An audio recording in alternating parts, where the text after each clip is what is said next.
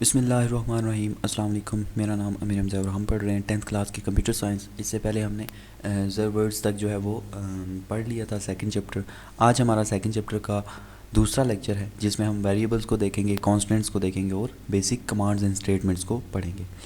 इससे पहले आप लोगों से एक ही रिक्वेस्ट है, जो भी काम मैंने पहले दिया होता है उसको लाजमी किया करें, अपने नोट्स बनाएं।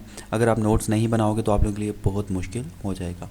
इंशाल्लाह मैं साथ साथ नोट्स भी चेक किया करूँगा, तो आप लोगों ने नोट्स लाजमी बनाने हैं और साथ साथ आप लोगों को काम भी देता जा रहा हूँ, तो पूरा आप लोगों ने लेक्चर केयरफुली लिसन करना है, ठीक है। तो सबसे पहले हम देख लेते हैं वेरिएबल्स क्या होते हैं। वेरिएबल्स आप लोगों ने देखा होगा हर सब्जेक्ट में, आप मैथ में भी वेरिएबल का नाम सुनते हो, ठीक है। वेरिएबल कोई ऐसी चीज़ होती है जिसमें कोई डाटा स्टोर किया जाता है, यानी कि एक ऐसी, फॉर एग्जांपल एक्स है, एक्स में हम डाटा स्टोर क्या करते हैं जी, एक्स इज इक्वल टू 6 के एक्स में क्या डाटा स्टोर है, 6 है।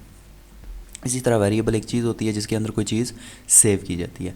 Variable are name, memory locations which are use to store programs input data and its computational results during program execution. यहाँ तक इसके आपने निशान लगा लेना है, यानी कि वेरिएबल एक ऐसी चीज़ है, एक ऐसी मेमोरी लोकेशन है जिसके अंदर कोई चीज़ सेव की जाती है, ठीक है।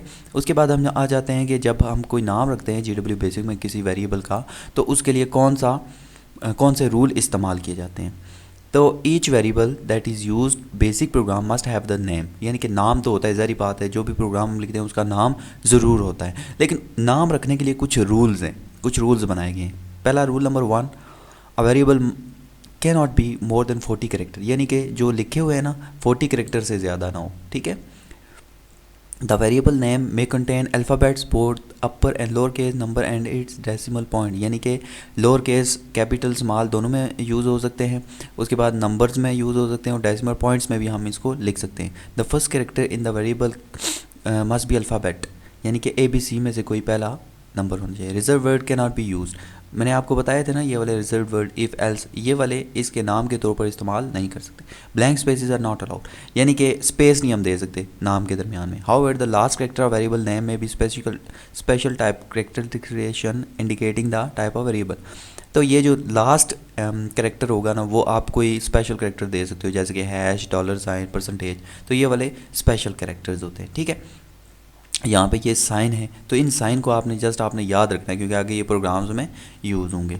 उसके बाद आ जाते हैं types of variable. Numeric variable आसानी के साथ आप लोगों को समझाऊंगा। जो नंबर्स में वेरिएबल्स होते हैं ना, उनको हम कहते हैं न्यूमेरिक वेरिएबल्स, नंबर की फॉर्म में 1 2 3 4 5 6 7 8 या 2.4 2.6, तो ये सारे क्या होते हैं, न्यूमेरिक वेरिएबल्स होते हैं। उसके बाद आ जाते हैं string variables. A string can be defined as the sequence of character include in double quotation.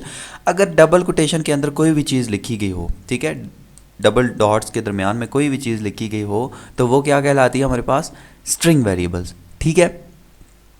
A string variable can therefore store sequence of character. The nature of character string is entirely different from the nature of numeric values. इसकी आपने definition यहाँ तक कर लेनी है, characters तक। उसके बाद आ जाते हैं कॉन्स्टेंट्स। कॉन्स्टेंट्स क्या होते हैं, हमें पता है जी, ऐसी चीज़ जिसकी वैल्यू चेंज ना हो during program execution. A constant is a quantity whose value can not be changed. Unlike a variable the value stored in a constant can be change during program execution. Program execution के दौरान constant की value change नहीं हो सकती। Variable की value जब execution हो रही होती है तब भी चेंज नहीं हो सकती, लेकिन कांस्टेंट एक ऐसी चीज़ है जिसकी वैल्यू चेंज नहीं हो सकती। दो तरह के कांस्टेंट होते हैं, एक होता है न्यूमेरिक कांस्टेंट। न्यूमेरिक जैसे मैं बता चुका हूँ, नंबर के लिहाज से जिसको सिंगल प्रिसीजन और डबल प्रिसीजन, ये भी मैं आगे जाके बताता हूँ आपको क्या चीज़ें होती हैं। अब जैसे ये नंबर लिखा हुआ है तो ये सारे क्या है, कांस्टेंट्स हैं, ठीक है।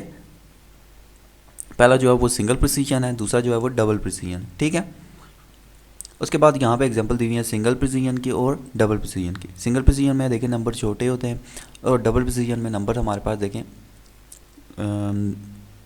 बड़े नंबर्स आ जाते हैं, ठीक है। String constants. A string constant sequence of alphabetic character enclosed in double quotation mark. ये देखें, ये डबल कोटेशन मार्क है, इनके अंदर जो भी चीज़ लिखी होगी वो स्ट्रिंग बन जाएगी। डबल कोटेशन के अंदर जो भी चीज़ लिखी होगी वो स्ट्रिंग बन जाएगी, ठीक है, याद रखिएगा। उसके बाद आ जाते हैं जी commands. Here are some commonly use command for basic language, यानी कि प्रोग्राम के अंदर बहुत सारी कमांड्स यूज़ होती हैं जिसके थ्रू प्रोग्राम एग्जीक्यूट होता है, चलता है, सेव होता है, वो सारी चीज़ें यहाँ पे यूज़ होंगी। पहली है auto command. This command automatically generates line number in an increasing order each time the enter की इज प्रेस्ड। ऑटो का मतलब होता है ये ऑटोमेटिकली क्या करेगी, लाइन नंबर को जनरेट करती जाएगी, ऑटोमेटिकली काम करेगी। यानी 10 लिखा हुआ है तो दूसरी लाइन खुद ब खुद 20 आ जाएगी, फिर 30 आ जाएगी, फिर 40 आ जाएगी। आप इंटर प्रेस करते जाएंगे तो ऑटोमेटिकली इसका काम होगा। इसका सिंटैक्स क्या है, ऑटो लिखे हैं, उसके बाद लाइन नंबर लिखे हैं, उसके बाद इंक्रीमेंट कितना होना चाहिए। लाइन नंबर 10 है जी, 10 के बाद 10 का इंक्रीमेंट लगाएं, 10 के बाद 20 आए, फिर 10 का इंक्रीमेंट 30, फिर 40, इस तरह। ठीक है। सेकंड आ जाती है हमारे पास clear command. This command set the value of all numeric variable to 0। जब हम कुछ भी वैल्यू उसके अंदर हो, ये देखें x की 100 है, प्रिंट x इक्वल टू 100। अब क्लियर ओके प्रिंट x। तो जब उसने क्लियर कमांड लगाई तो देखें x की वैल्यू क्या हो गई है, 0। तो क्लियर कमांड का मतलब यही होता है कि ये वैल्यू को नल कर देता है, ठीक है, और क्लोज कर देता है 0 पर, और इसका सिंटैक्स भी क्लियर ही है। CLS कमांड का मतलब होता है जी क्लियर स्क्रीन, यानी कि स्क्रीन को क्लियर करने के लिए, साफ़ करने के लिए। कुछ भी लिखा हुआ है तो आप CLS इनपुट करेंगे तो सारी स्क्रीन जो है वो खाली हो जाएगी, जो भी लिखा होगा वो ख़त्म हो जाएगा। डिलीट कमांड का मतलब होता है जो भी चीज़ लिखी हुई है उसको डिलीट करना। इसका सिंटैक्स होता है डिलीट लिखें, उसके बाद लाइन नंबर जो आपने डिलीट करना है वो वाला, कहाँ से कहाँ तक, जैसे डिलीट 70, डिलीट लाइन 70, डिलीट 52, 150। तो ये सारे सिंटैक्स हैं जो भी आप डिलीट करना चाहते हैं। एडिट कमांड का मतलब होता है use to modify the program line. Edit वैसे आप क्या करते हैं, एडिट का मतलब क्या होता है कि कोई भी चीज़ आपने दोबारा से उसको चेंजिंग करनी है, उसको मॉडिफाई करना है या उसको बेहतर बनाना है, ठीक है। तो एडिट का मतलब होता है किसी चीज़ को मॉडिफाई करना, उसमें कुछ चेंजिंग करनी है तो एडिट करके आप दोबारा से कर सकते हैं। इसका भी सिंटैक्स एडिट ही आप सिर्फ लिखेंगे और लाइन नंबर साथ में देंगे। Files command, this command is use to list the name of all files riding on the specific drive. अब फॉर एग्जांपल आपने कुछ फाइल्स लेनी है अपनी ड्राइव में से, हार्ड डिस्क में से, तो आप फाइल्स लिखोगे और पाथ नेम दोगे कि यहाँ पे पड़ी हुई है, तो जितनी भी उस नेम पे फाइल्स होंगी वो सारी आपके सामने आ जाएंगी। जैसे कि ये उसने नाम दिया है जी, तो जी में ये देखें जितनी फाइल्स पड़ी हुई थी वो सारी यहाँ पे आ गई हैं। किल कमांड का मतलब होता है किसी डिस्क में से किसी फाइल को रिमूव करना, डिलीट करना। This command is use to remove delete a file from the disk, यानी डिस्क में से किसी चीज़ को डिलीट करना। किल आगे फाइल का नाम लिखेंगे तो वो उसको डिलीट कर देगा। उसके बाद आ जाता है list. The command is use to display a loaded program partially और कंप्लीट ऑन स्क्रीन। लिस्ट का मतलब होता है आप लिस्ट देंगे, उसके बाद लाइन नंबर देंगे, उसके बाद फाइल नेम देंगे, तो वो फाइल नेम जहाँ पे पड़ी होगी वो फाइल आपके सामने शो हो जाएगी।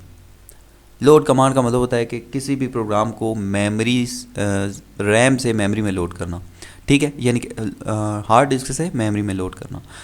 लोड का कमांड आप देंगे और जहाँ पे भी फाइल पड़ी है उसको देंगे तो आपके पास वो सामने चीज़ आ जाएगी। MKDIR का मतलब होता है मेक डायरेक्टरी, यानी कि क्रिएट करना, न्यू डायरेक्टरी बनाना।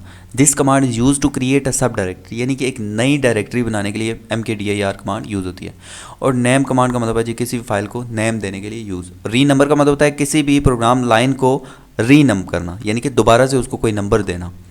नाम से ही जैसे कि जाहिर है बहुत ही आसान। RMDIR का मतलब होता है रिमूव डायरेक्टरी, यानी कि ख़त्म करना। डिस्क में से कोई डायरेक्टरी बनी हुई है तो उसको ख़त्म कर देना। और रन कमांड का मतलब होता है this command is use to execute the program currently in memory if the program is not in memory if it loaded first and then run it. यानी कि जो प्रोग्राम हमने लिखा होता है उसको रन भी तो करना पड़ता है ना, उस पर एग्जीक्यूशन करवानी पड़ती है। तो रन का मतलब होता है प्रोग्राम को एग्जीक्यूट करवाना, चलाना। और सेव का मतलब जैसे कि आपको पता है किसी भी चीज़ को सेव करने के लिए ये कमांड यूज़ की जाती है। सिस्टम कमांड का मतलब होता है this command use to exit from GW basic. अगर आपने GW बेसिक में काम कर लिया है और उसको आपने बंद करना है तो आप सिस्टम कमांड लिख के एंटर करेंगे तो आपका GW बेसिक जो ऑन है वो बंद हो जाएगा। लिस्ट कमांड हम पहले पढ़ चुके हैं। प्रिंट कमांड का मतलब होता है कि कोई भी चीज़ जो हमने प्रिंट करवानी है थ्रू प्रिंटर, ठीक है, print data at the printer, तो उसके लिए L प्रिंट की कमांड यूज़ की जाती है। काउंट कमांड आ जाती है। This command is use to continue program execution after break, यानी कि एक ब्रेक के बाद दोबारा से कंटिन्यू करवाना। बेसिक स्टेटमेंट में आ जाती है एंड स्टेटमेंट, प्रोग्राम को एंड करने के लिए। रिमार्क स्टेटमेंट, हमने अगर कोई रिमार्क्स देने, कोई एक्सप्लेनरी चीज़ करनी है, जैसे ये लिखा है this program calculate average of 2 number, तो ये इसके लिए यूज़ होता है। उसके बाद आ जाती है स्टॉप स्टेटमेंट, प्रोग्राम को टर्मिनेट करने के लिए, यानी कि ख़त्म करने के लिए ये स्टेटमेंट इस्तेमाल की जाती है। स्टॉप स्टेटमेंट का मतलब क्या होता है, प्रोग्राम को ख़त्म करने के लिए, यानी कि प्रोग्राम ख़त्म हो गया है तो उसको हम लास्ट में लिखेंगे स्टॉप, तो वो प्रोग्राम ख़त्म हो जाएगा, ठीक है। तो ये स्टेटमेंट्स, 2-3 स्टेटमेंट्स जो यूज़ हो रही थी ये आपने कर लेनी है। कमांड्स आपने सारी अपनी कॉपीज़ पे लिखनी है और वेरिएबल की डेफिनेशन लिखनी है और वेरिएबल की टाइप्स की डेफिनेशन लिखनी है। उसके बाद कांस्टेंट की डेफिनेशन लिखनी है, कांस्टेंट्स की टाइप्स की डेफिनेशन लिखनी है। एक लेक्चर होता है, उसके बाद आपको 2-3 दिन रिलैक्स होते हैं, तो इसलिए आप लोगों को इतना काम दिया जा रहा है, तो ये काम आपने लाजमी करना है और साथ साथ में ये चीज़ें याद भी करनी है आप लोगों ने। उम्मीद है कि ये सारी चीज़ें आप लोगों को समझ आ गई होंगी। अगर इसमें कोई भी मसला हो तो लाजमी पूछिएगा। इंशाल्लाह मिलते हैं अपने नेक्स्ट लेक्चर में, तब तक के लिए अल्लाह हाफिज़।